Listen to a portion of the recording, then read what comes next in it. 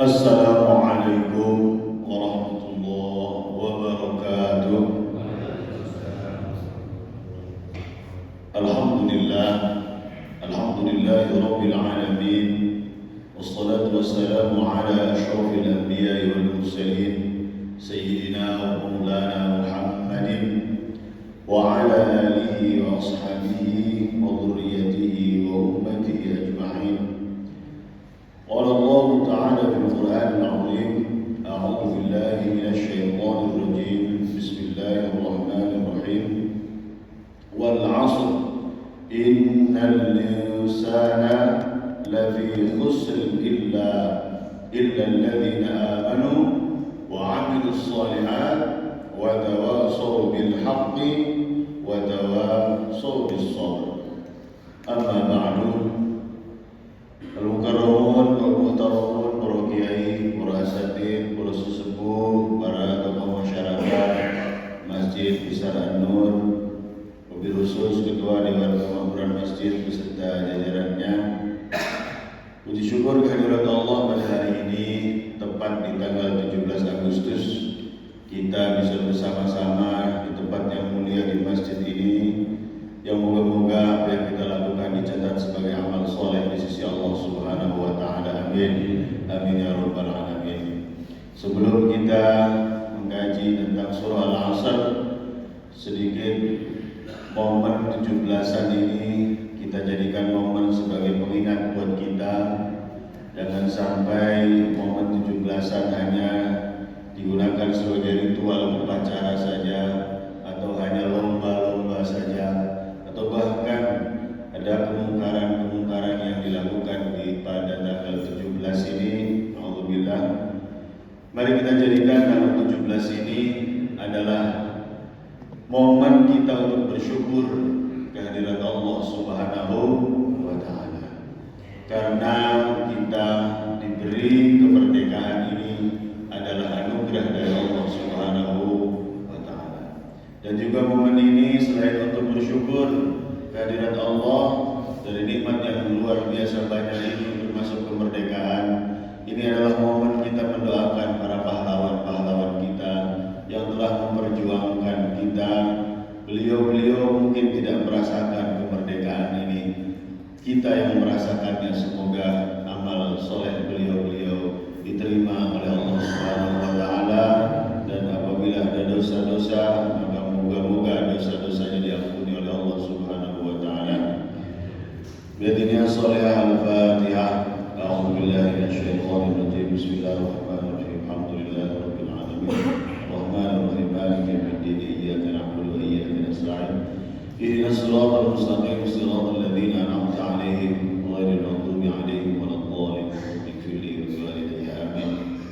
Terakhir, momen 17 Agustus ini juga mengingatkan kita betapa para pejuang-pejuang kita ternyata dari awal perjuangan tahun 1600 misalnya ada Sultan Hasanuddin dari Makassar yang nama aslinya adalah Muhammad Baqir, kemudian ada Imam Bonjol, ada juga Pangeran Diponegoro, ada juga Kiai Hasyim Asy'ari, Kiai Agus Salim, dan para kiai-kiai termasuk dari Cirebon, Fatahillah dan Sunan Gunung dan seterusnya.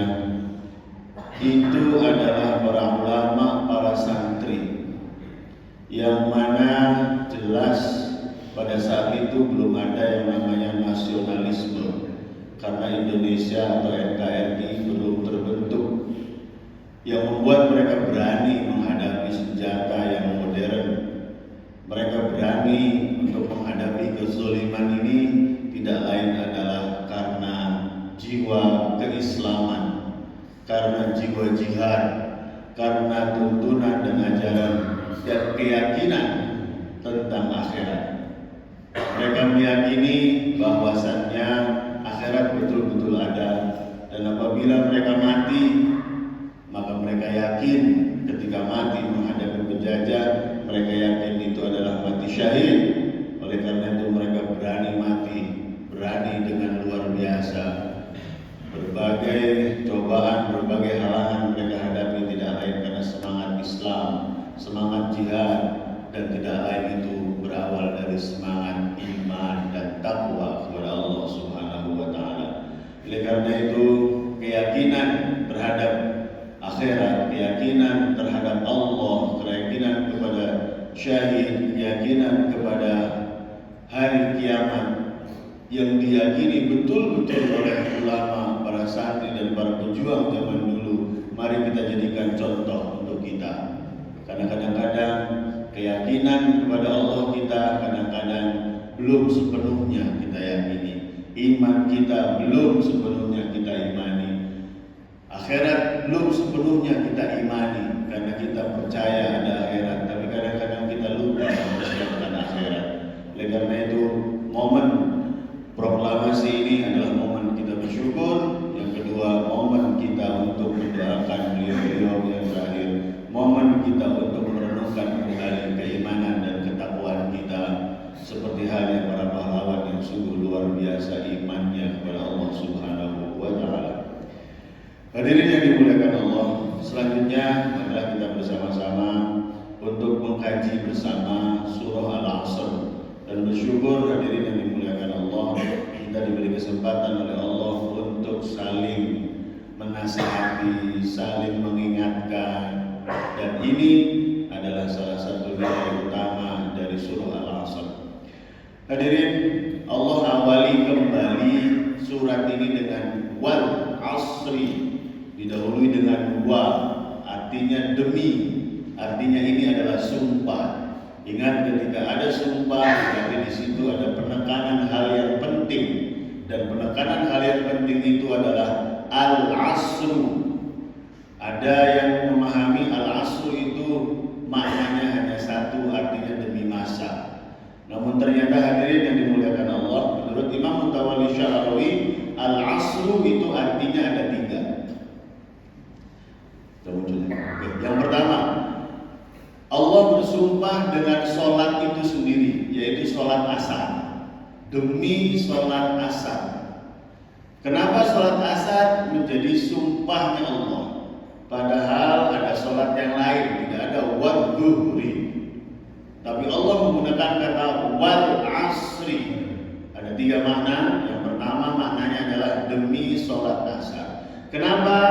Imam Mutawalli menyebutkan karena sholat asar ini adalah sholat di mana kita sedang beraktivitas, di mana kita sedang capek-capeknya, di mana kita sedang betul-betul ingin menyelesaikan dan tanggung. Ada hal yang di mana saat itu kita laksanakan dan tanggung, dan akhirnya kita lanjutkan, dan akhirnya kadang-kadang kita lalai. Oleh karena itu, bukan hanya Rasulullah yang mengingatkan, Allah sendiri langsung yang mengingatkan. Selain dari wal asri, Allah juga mengingatkan wa hafidhu 'alas shalawati was shalatil wusta. Ada di dalam surah Al-Baqarah ayat 238. Yang artinya hafidhu, jagalah salat-salatmu dan jagalah salat wusta. Salat wusta disepakati di dalam Al-Quran, al-wusta itu lebih rojihnya adalah sholat asar. Ini kenapa sampai Allah fokus kepada sholat asar? Kanjeng Nabi pun ada hadis khusus yang menekankan tentang sholat asar. Sholat, jagalah sholatmu sebelum terbenamnya matahari. Artinya wusta itu adalah sholat asar, tidak lain. Karena di saat itu adalah di mana kita banyak terlalaikan. Yang di kantor, saat-saat kita pulang ke rumah, mau sholat. Kalau zuhur mungkin masih ada kesempatan kita istirahat. Tapi kalau asar jarang ada perusahaan atau apa istirahat sholat asar. Tapi kadang-kadang kamu tidak ada istirahat sampai jam 4 selesai, kemudian proses perjalanan ke rumah, terkena macet dan sebagainya. Kadang-kadang apabila itu kita lalai, maka memang sholat asar ini yang paling banyak. Walaupun mungkin sebagian dari kita menganggap subuh yang paling sulit, tapi ternyata Allah melihat bahwasanya asar ini yang paling betul-betul banyak dilalaikan oleh manusia. Selanjutnya, makna al-asr itu yang kedua, waktu asar. Yang pertama tadi sholat asar, yang kedua waktunya. Kenapa Allah menekankan tentang asar ini dan artinya waktu asar? Karena waktu asar adalah waktu perhitungan hasil akhir pekerjaan selama satu hari. Ya, kita kerja, dan biasanya Sabtu kemarin kalau kita misalnya yang seminggu sekali bayar, pastinya bayarannya itu asar. Ataupun kalau yang harian pasti bayarannya itu asar. Artinya apa? Karena memang asar ini adalah waktu di mana masa perhitungan. Tapi bukan hanya perhitungan kerja itu sebetulnya. Waktu asar adalah waktu penghisaban diri manusia selama satu hari. Nah, ini dia. Jadi sebetulnya bukan masalah uang atau gaji itu, tapi masalah bagaimana selama satu hari kita ternyata perhitungannya itu, hasil rapotnya itu utamanya ada setelah asar. Dan kenapa Allah menyebutkan waktu asar? Karena waktu asar juga adalah diibaratkan sebagai siklus kehidupan manusia di akhir usianya sebelum datangnya waktu maghrib. Jadi yang sering saya sampaikan bahwasanya wal asri itu artinya demi waktu asar. Kenapa? Karena ternyata manusia itu siklusnya seperti sholat. Ketika dia masih anak-anak baru lahir itu disebut subuh, ketika dia sudah dewasa dia itu zuhur, ketika dia mau maghrib itu namanya asar. Jadi kalimat wal asri itu artinya pengingat buat kita yang sudah masuk ke dalam waktu asar. Ketika kita sudah ada dalam waktu asar, berarti hati-hati kita berada menuju waktu maghrib, di mana maghrib adalah tenggelamnya matahari, di mana maghrib diibaratkan adalah tenggelamnya kita ditelan oleh bumi. Oleh karena itu hadirin yang dimuliakan Allah, ini pengingat satu kata tapi luar biasa. Pertama mengingatkan kita hati-hati meninggalkan sholat asar, jangan sampai kecapean kita meninggalkan, akhirnya sampai meninggalkan sholat asar. Yang kedua, hati-hati dengan kehidupan kita dalam satu hari. Karena apa? Karena kadang-kadang awalnya sih bagus. Nah ini dia yang saya sebutkan juga di sini. Bisa jadi di awal aktivitas kita sudah bertekad dengan benar. Ketika kita berangkat dari rumah, Bismillahirrahmanirrahim, la haula wala quwwata illa billah. Tapi ternyata dalam prosesnya di kantor ada yang goda-goda dengan apa? Goda-goda dengan sogokan, goda-goda dengan segala hal. Ternyata akhirnya di ujungnya sampai asar pun akhirnya kita tidak berhasil. Makanya awal mungkin kita bagus, ketika muda mungkin kita bagus, tapi bisa jadi ujungnya tidak bagus. Artinya apa? Ini pengingat buat kita juga agar kita istiqomah, agar kita selalu bertahan, agar kita selalu punya daya tahan untuk menghadapi semua cobaan ini. Cobaan bukan hanya kesulitan ekonomi, cobaan adalah untuk menghadapi berbagai maksiat, cobaan kuat untuk melakukan kewajiban Allah dan sebagainya. Oleh karena itu hadirin, yang kedua, asar itu artinya waktu asar. Dan itu mungkin mayoritas kita sudah berada di waktu asar, dan kita harus mulai berpikir sebentar lagi maghrib. Jangan sampai seperti orang-orang yang tidak paham tentang kalimat wal asri ini. Semakin tua bukannya semakin dekat dengan Allah, semakin tua kadang-kadang mereka malahan menganggap ini adalah kesuksesan, ini adalah masa-masa jaya saya. Terus saja dia bergelimang dengan cita-citanya, dengan harapannya, yang itu cita-cita dan harapan dunia saja. Lama dia hidup di dunia itu ternyata terus sampai 60 tahun terus mengejar, sampai bahkan ada yang 70 tahun masih mengejar saja hal-hal seperti itu masih ada. Oleh karena itu kenapa? Itulah hadirin yang dimuliakan Allah yang disebut dengan hidayah.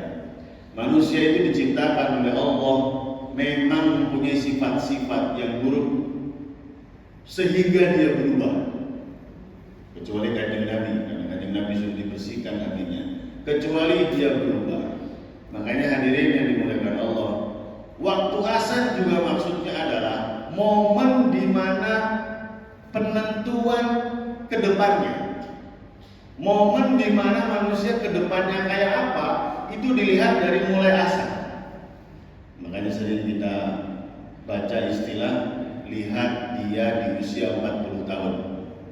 Nah ternyata kalau dihitung-hitung asar itu, kalau misalnya manusia umurnya 60 tahun dibagi 4 karena waktunya itu dari subuh sampai maghrib berarti 4, maka manusia itu siklusnya ada 4, 0 sampai 15, 15 sampai 30, 30 sampai 45, 45 sampai 60. Nah, asarnya itu 45 itu. Tapi sayangnya di saat 45 yang seharusnya dia itu mulai ingat ada waktu tinggal 15 tahun lagi, di situ setan waswasa yuwaswisu fi sudurin nas. Bro, ini kamu lagi hebat-hebatnya bro, 45 itu. Bro, 45 itu lagi jaya-jayanya. Padahal dia sudah menghabiskan waktu 45, 15 tahun lagi sisanya. Tapi dia terus digoda oleh setan karena merasa 45 ini lagi hebat-hebatnya. Masih pasti merasakan masa-masa itu. Dan ternyata kalau dilihat dari tafsir ini, Imam Tawali menganggap bahwasanya di titik itu kamu bagaimana.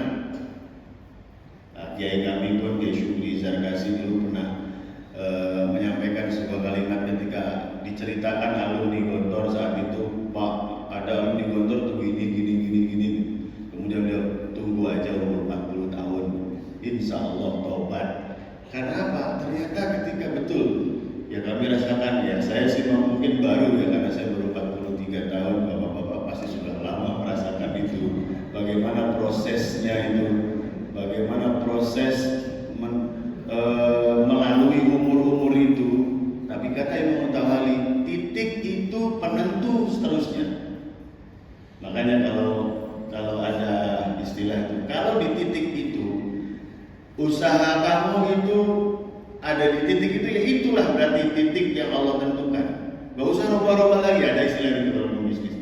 Jadi setelah 45 itu udah, kamu fokus ke satu titik itu. Kalau sebelum 45 silakan kamu coba sana sini. Oleh karena itu hadirin yang dimulaikan Allah, apabila di usia 40 ke atas ternyata kita masih belum berubah, ada indikasi sampai akhir itu bisa jadi ya kayak gitu terus. Pernah melihat banyak orang yang sepuh ternyata melakukan hal-hal yang menurut kita itu seharusnya tidak dilakukan oleh seorang yang sepuh. Itu layak kalau misalnya dilakukan oleh anak-anak, dilakukan oleh pemuda. Tapi kalau udah sepuh mah sudah waktunya untuk tambah malu, sudah lapor bahasa di bodega, isin si wis tua. Nah itu bahasa itu. Isin si wis tua ini penting sebetulnya. Isin sudah umur, isin, tapi ternyata tambah tua banyak orang ini tambah ngeyel, tambah tua tambah susah diatur, tambah tua tidak mau menyerahkan tanggung jawab ke anak muda dan sebagainya. Makanya Rasulullah itu umurnya berapa jadi Nabi? 40 tahun.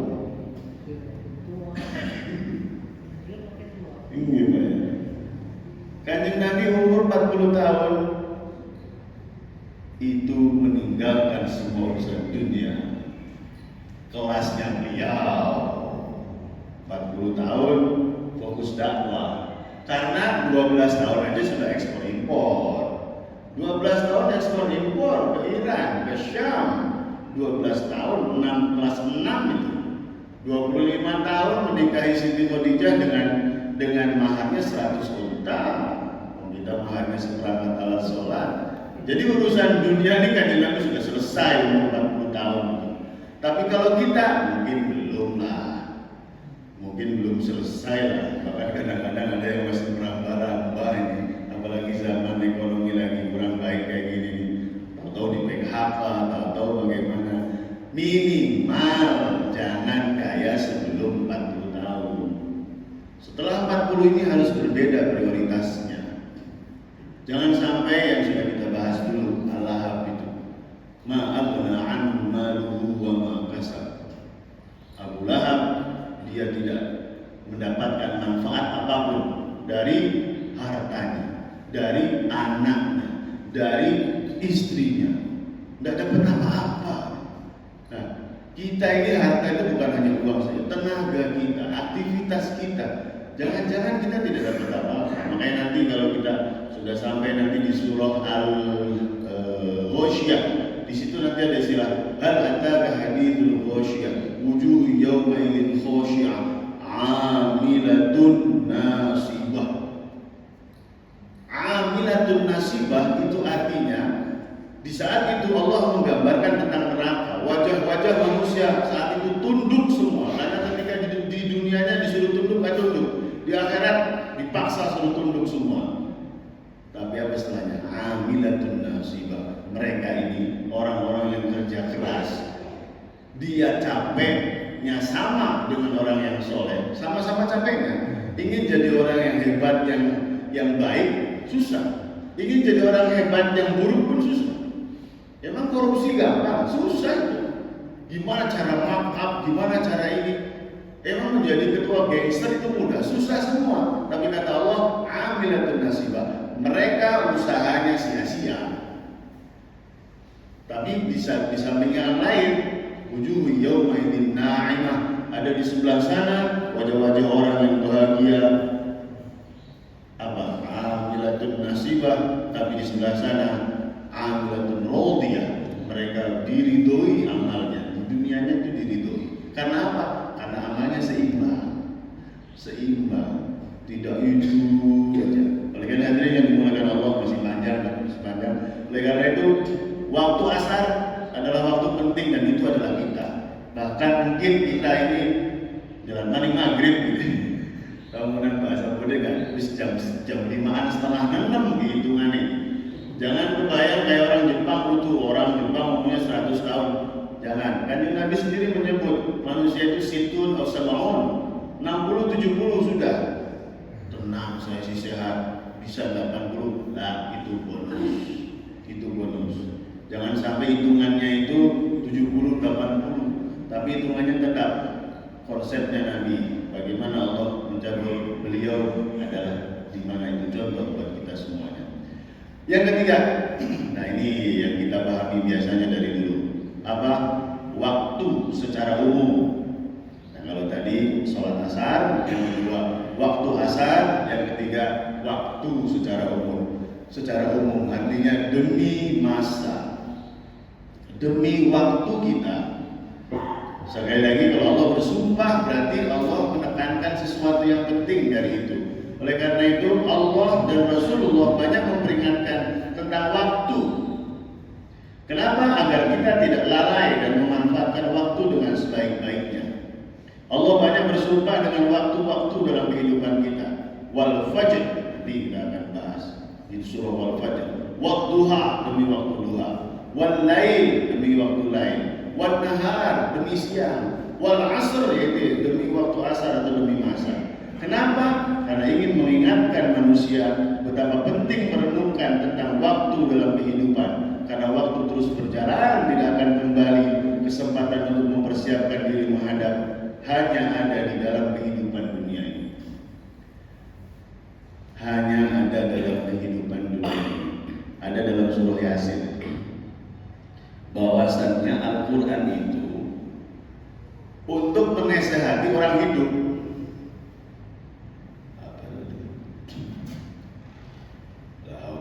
Quran itu untuk menasihati orang hidup. Ya memang agama kita ini adalah agama untuk dunia ini. Jadi kalau bisa yang penting saya sih sukses akhirat. Sukses akhirat itu dengan dunia ini. Kita akhirat itu adalah darul jaza. Akhirat itu adalah tempatnya pembalasan. Dunia ini adalah tempat kita mendapatkan balasan itu. Makanya jadi sebetulnya untuk menggapai akhirat itu ya dunia ini. Makanya hadirin yang dimuliakan Allah, mencapai akhirat yang baik adalah dengan dunia yang baik. Makanya waktu ini adalah menjadi salah satu yang sangat penting buat kita. Hadis memanfaatkan waktu banyak sekali. Bagaimana Allah menekankan, Rasulullah menekankan ini mungkin salah satu hadis yang penting yang saya tulis di sini. Ni'matani, Maghbunun fihi ma katsirun minan nas as-sihah wal faragh. Dua nikmat yang banyak sekali manusia melupakannya, yaitu nikmat sehat dan nikmat luang. Nah, ini Masya Allah. Makanya nanti di lembar selanjutnya itu ada muhasabah waktu. Tapi sebelum itu saya sampaikan satu hadis lagi yang sering kita dengar dari dari Amr bin Maimun. Beliau menyampaikan, Rasulullah menyampaikan, manfaatkanlah olehmu 5 masa sebelum datangnya 5 keadaan. Masa mudamu sebelum masa tuamu, masa sehatmu sebelum sakitmu, masa kayamu sebelum fakirmu, masa luangmu sebelum sibukmu, masa hidupmu sebelum matimu. Yaqtanin khamsan qabla khamsin. Ini semuanya menekankan tentang kesempatan ini.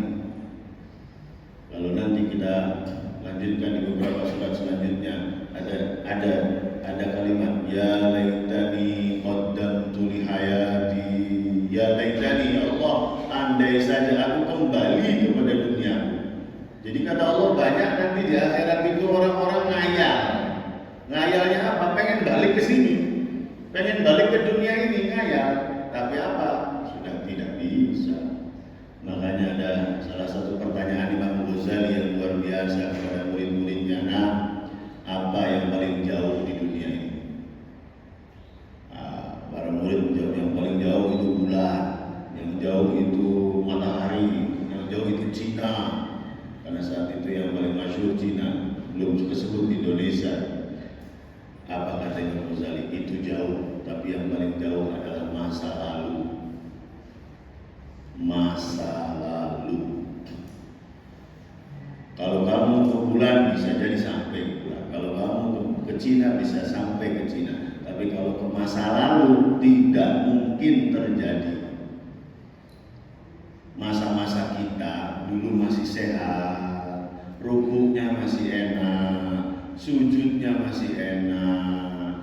Itu masa-masa yang tidak akan kembali.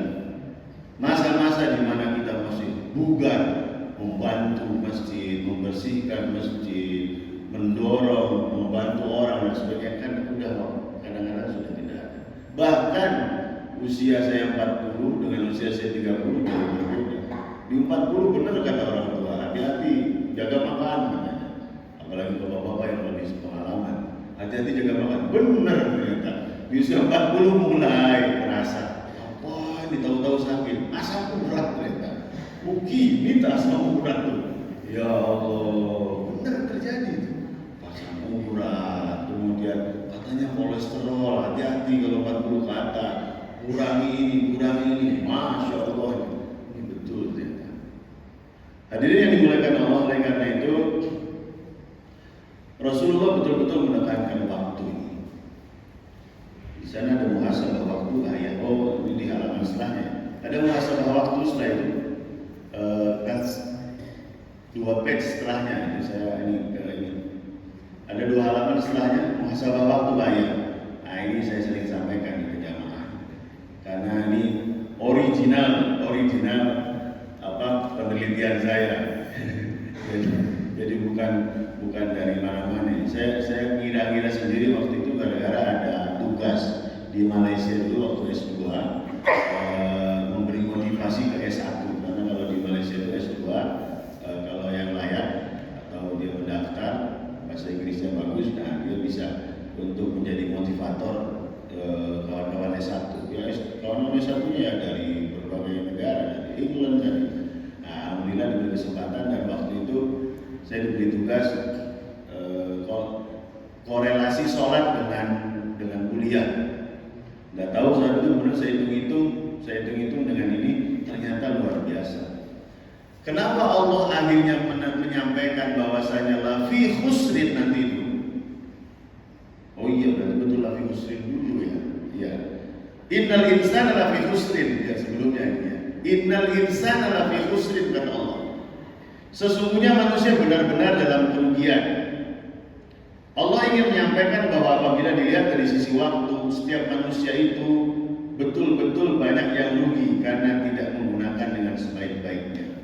Apabila mungkin dari segi lainnya manusia mungkin merasa beruntung di dalam kehidupannya, tapi dari segi waktu persiapan menghadap Allah, manusia banyak yang salah prioritas dan salah arah karena waktunya banyak digunakan bukan untuk hakikat kehidupan sesungguhnya, yaitu ibadah, seperti yang Allah sampaikan, wa ma khalaqtul jinna wal insa illa liya'budun.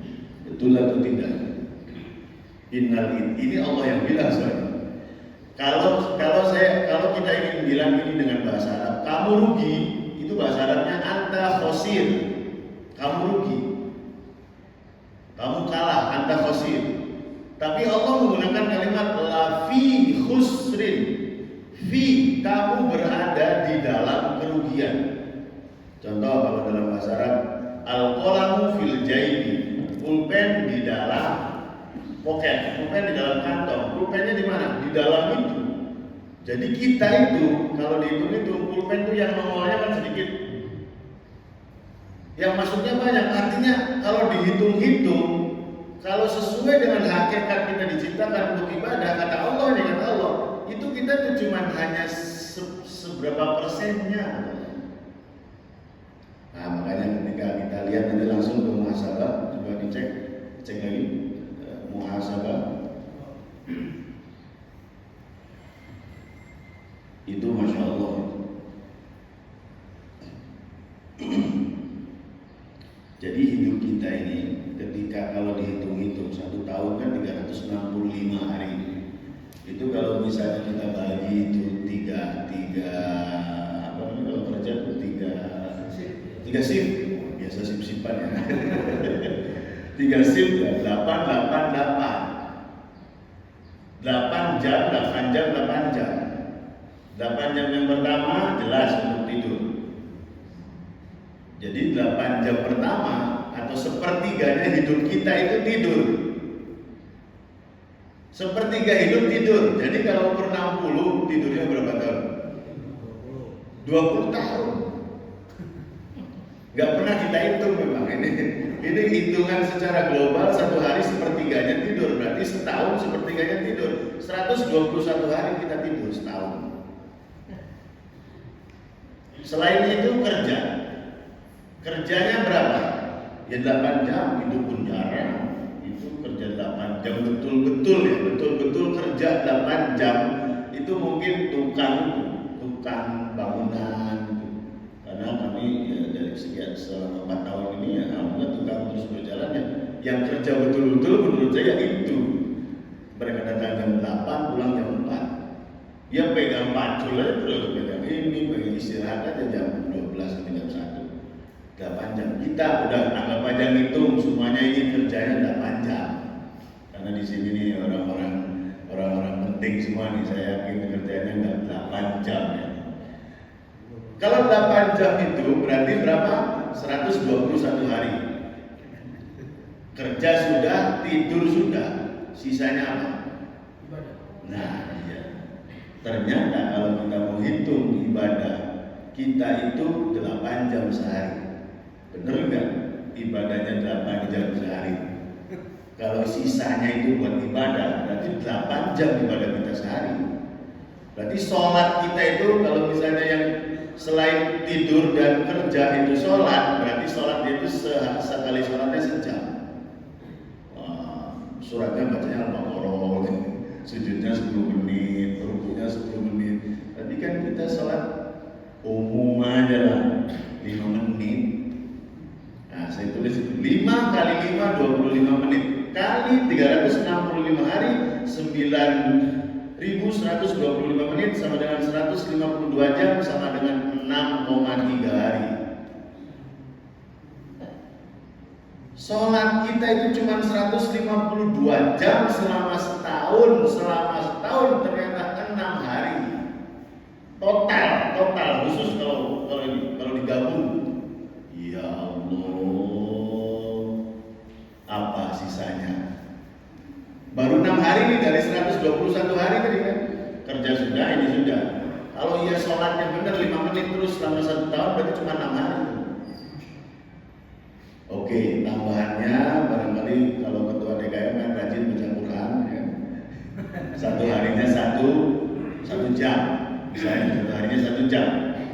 Itu kalau yang rajin seharinya 1 jam. entah wirid, entah sholat sunnah, entah baca Quran, rutin 1 jam, itu berarti 365 jam, sama dengan 15 hari. Saya tulis 15 hari saja. 15 tambah 6, 21. Sepertiganya itu 121. Berarti masih ada 100 hari.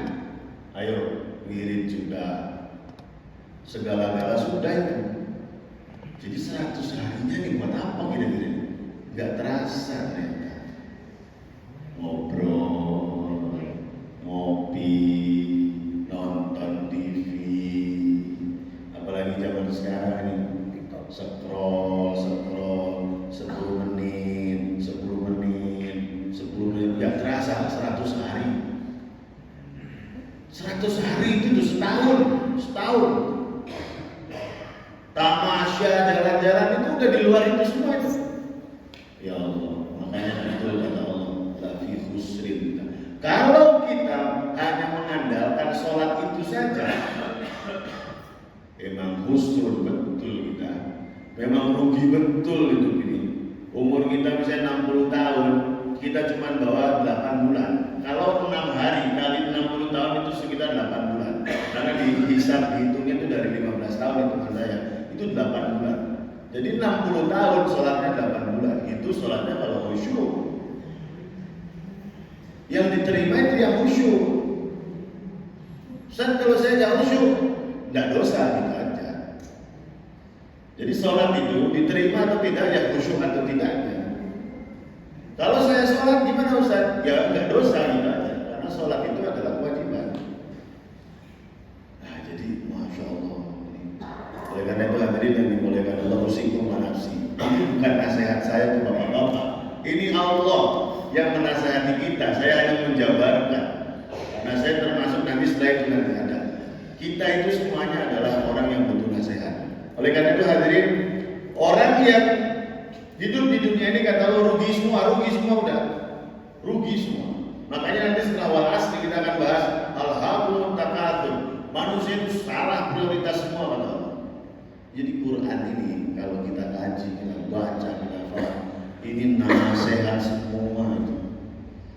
Jadi kalau kita baca, yang kita baca di sholat saja, wal asr innal insana lafi khusr, itu kalau ngerti maknanya Allah kita ini rugi banget hidup nih kalau nggak begini nih. Apa kata Allah?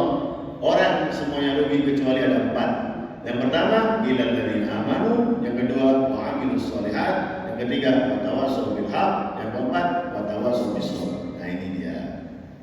Salah satu kunci utama untuk agar kita tidak rugi di dunia ini. Yang pertama, amanu, iman. Nah, saya jelaskan di situ. Iman itu apa?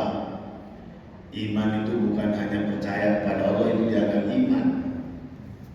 Percaya kepada Rasulullah itu iman, bukan. Karena iman itu apa? At-tasdiqu fil qalbi. Tasdik, percaya di dalam hati, wal amalu bil lisan wal jawarih, dan melaksanakan keyakinannya itu dengan lisannya dan jawari, seluruh organ tubuhnya. Itu baru iman.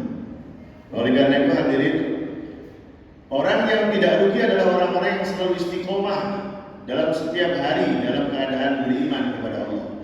Ilal ladzina amanu. Kenapa saya bilang istiqomah dalam setiap hari dalam keadaan iman? Karena kalimatnya illal ladzina amanu. Amanu itu pakai fiil amanu itu.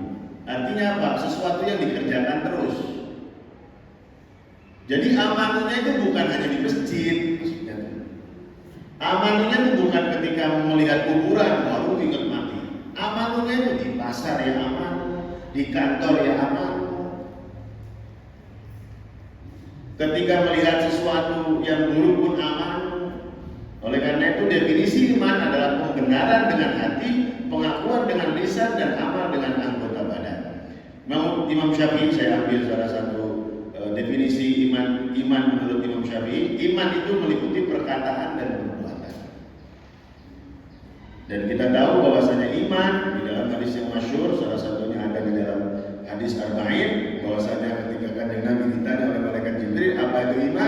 iman kepada Allah, iman kepada malaikat, iman kepada kitab, iman kepada Rasul, iman kepada hari kiamat, dan iman kepada qada dan qadar. Tapi sayangnya kadang-kadang lima ini kita hafalnya saja, tapi tidak mengerti sebetulnya iman itu sebetulnya ketika kita iman dengan kitab Quran, berarti kita harus mempercayai semua yang ada dalam Quran. Iman kepada Rasul harus percaya apa yang disampaikan Rasul, dan bukan hanya percaya, taat kepada apa yang disampaikan Rasul. Nah, yang paling sulit itu adalah iman yang keenam. Kalau iman yang kelima mungkin masih pada iman. Maksudnya apa? Maksudnya yakin ada akhirat. Walaupun percaya ada akhirat, walaupun kadang-kadang kok gigi kadang taubat, kadang-kadang itu nanti besok bisa taubat lah. Itu kadang-kadang itu. Tapi yang keenam ini apa? Iman kepada qada dan qadar. Apa iman kepada qada dan qadar? Yakin betul bahwasanya yang terjadi sekarang ini adalah ketetapan Allah yang terbaik buat kita. Berarti no comment, no discuss, no excuse. Tidak ada komentar, tidak ada diskusi, tidak ada ngeluh apalagi. Semua yang terjadi itu Allah. Tapi itu susahnya bukan orang miskin saja. Orang kaya pun kalau melihat orang yang lebih kaya lagi berandai-andai juga. Nah, oleh karena itu hadirin yang dimuliakan Allah, yang pertama aman, jaga iman kita.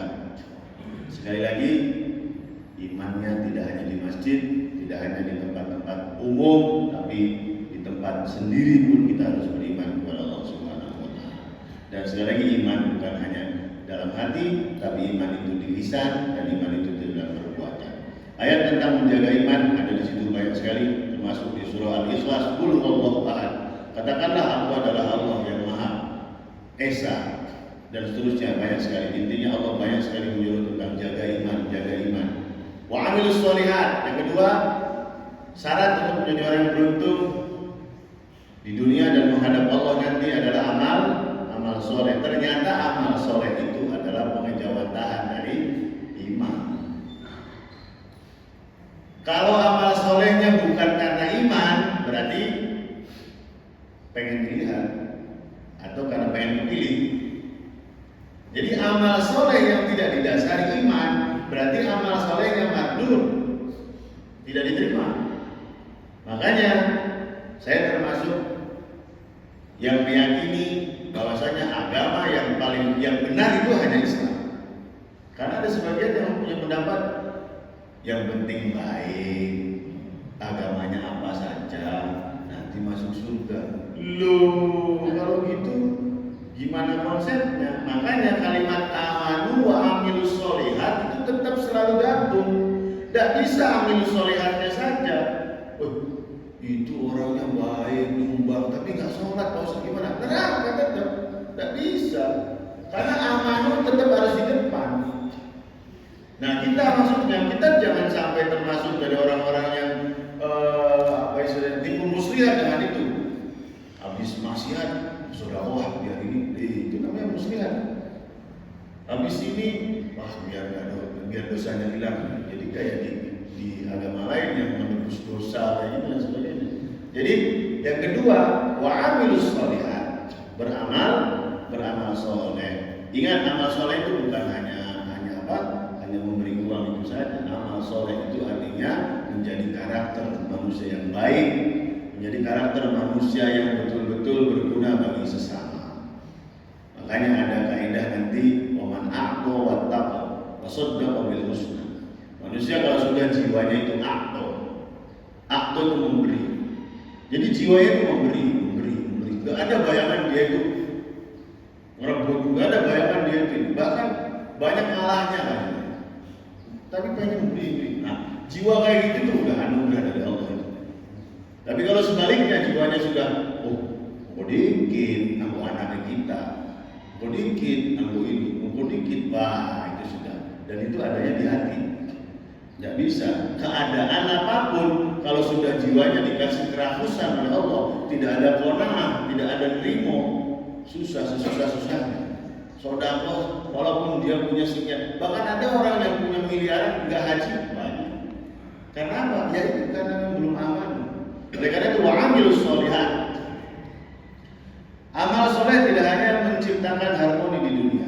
Amal soleh adalah refleksi dari keimanan yang saya sampaikan tadi. Selanjutnya hadirin, hadis tanda iman dengan amal soleh. Nah, makanya saya tunjukkan dalil-dalilnya. Ternyata iman itu yang menghasilkan amal soleh. Jadi bukan amal soleh itu muncul dengan sendirinya. Jadi kalau misalnya dia ngasih tanpa niat, dia ngasih tanpa niat ibadah kepada Allah, ya nggak jadi amal soleh. Oleh karena itu Rasulullah menyampaikan, "Man kana yu'minu billahi wal yawmil akhir falyaqul khairan aw liyasmut." Kalau kamu iman kepadaku, kata Allah, ngomong yang benar. Kalau nggak ngomong yang benar, mending diam. Itu amal soleh. Tapi digabungkan dengan apa? Amal dan iman. Jadi enggak. Jadi sekali lagi, kita jadi orang baik tapi tidak disisipi dengan niat kita ibadah kepada Allah, amal baik kita nggak jadi. Sama seperti orang non muslim yang amal soleh. Makanya gimana caranya ini? Kerjakan ibadah kan? Kerja itu ibadah. Harusnya pembedanya apa kerja ibadah dengan tidak ibadah? Apa pembedanya? Niat. Nah ini, jangan sampai kita melangkah itu tidak ada niatnya. Pak Ustadz kadang-kadang lupa. Nah ini ada kuncinya. Kalau kita nggak sempat baca Bismillah, itu kuncinya. Kalau ingin yang kita lakukan itu adalah disebut sebagai ibadah, maka mulailah dengan Bismillah. Tanpa niat pun itu sudah jadi ibadah. Karena nggak ada maling yang Bismillah. Orang baik selalu yang Bismillah. Nah, makanya hadirin, ayo sama-sama. Amal soleh kita jangan sampai menjadi amal yang sia-sia karena kita tidak niat kepada Allah Subhanahu Wa Taala. Selanjutnya, di situ banyak sekali la iman la amanah taala. Gak ada imannya orang yang gak amanah. La yu'minu ahadukum hatta yuhibbu li akhihi ma yuhibbu li nafsi. Orang yang iman itu harus cinta kepada sesama. Terus semuanya. Jadi iman amal soleh, iman amal soleh. Yang ketiga, syarat menjadi orang beruntung wa tawassaw bil haq. Nah, ini saya sampaikan dulu. Wa tawassaw bil haq, saling menasihati untuk kebenaran. Ketika iman dan amal soleh sudah ada, iman sudah ada. Ini ada urutannya nih. Iman sudah ada, amal soleh sudah ada. Kenapa butuh wa tawassaw bil haq? Kan sudah selesai urusannya. Kalau orang beriman, kemudian amal soleh, kan sudah beres, tapi ternyata nggak beres. Kenapa? Ini dia masalahnya. Karena manusia itu sangat butuh terhadap nasihat. Karena ibadah dia, iman dia itu akan naik turun. Iman seseorang sehebat-hebatnya karena Allah yang bilang naik turun. Ya kita lagi di sini nih lagi naik. Kalau di masjid aja nggak naik, mau di mana lagi? Kalau lagi dibeginiin ini yang muncul tuh, siapa sih kalau ngomong?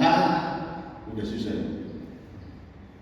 Wah, siapa sih ibu kiai kita? Saya hanya mendengar guru saya. Wah ini masih rendah, masih bocah. Nah, itu sudah susah. Karena apa? Karena memang di hatinya sudah dikasih penyakit yang sulit dipecahkan dengan kata-kata. Mungkin harus dikasih musibah sebesar-besarnya baru ingat. Nah itu oleh karena ini dimuliakan Allah. Ternyata iman dan amal soleh kita itu tidak cukup. Karena apa? Karena kita itu harus menjaganya dari kelalaian dan nafsu. Karena kita ini punya musuh. Nafsu itu seiman-imannya itu malah ada, masya Allah, orang yang sudah dianggapnya sesoleh-solehnya, lu ternyata mengkonon dia. Karena bisa jadi di saat itu dia lagi anjlok-anjloknya itu. Apalagi semuanya sudah tersedia semua.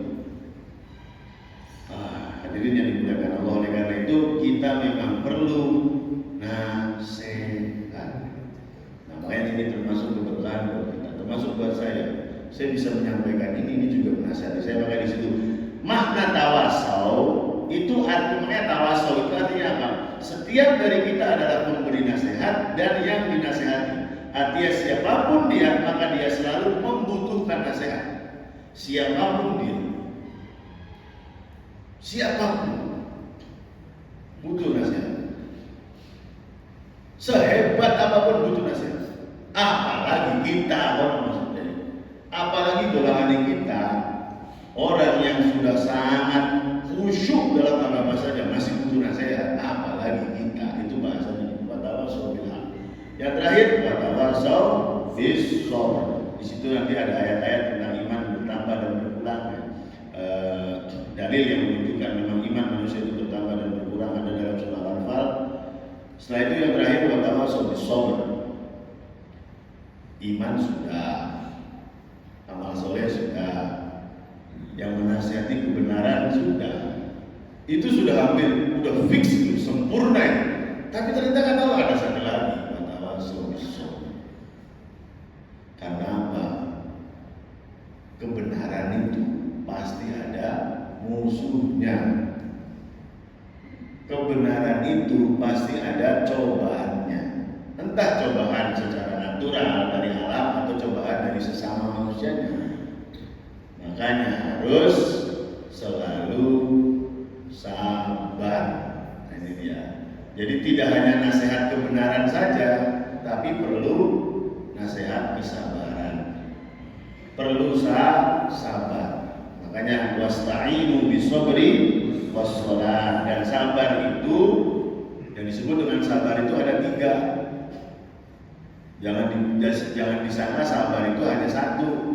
Sabar menghadapi masalah, kuat menghadapi problem, lah itu hanya satu bagian. Sabar itu ada 3. Sabar melaksanakan perintah Allah.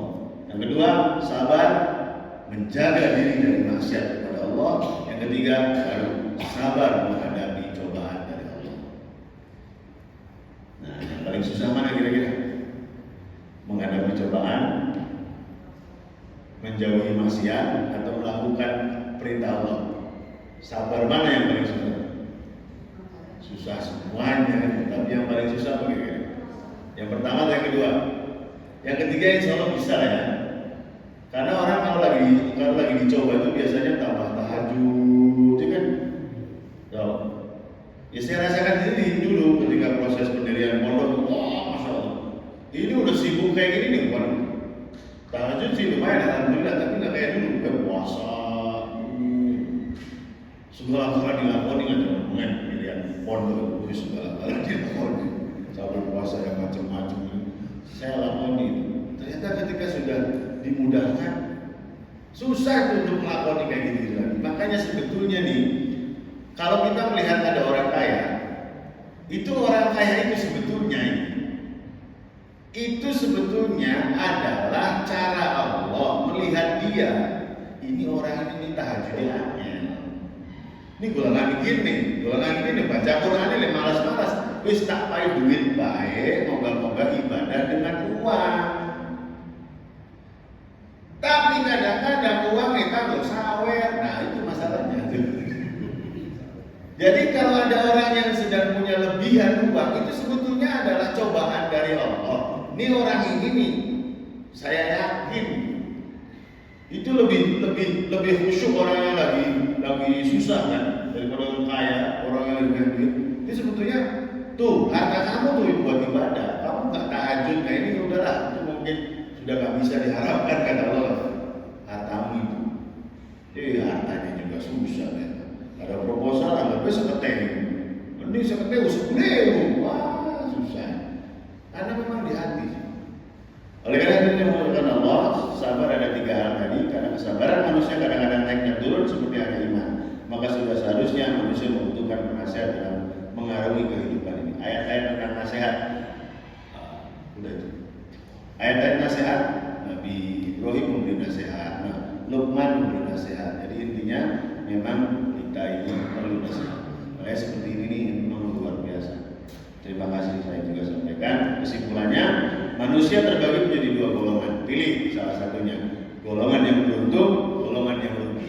Golongan yang beruntung adalah golongan orang-orang yang selalu beriman, selalu amal soleh, selalu baik dan saling menasihati kebaikan, dan selalu sabar dan menasihati kesabaran.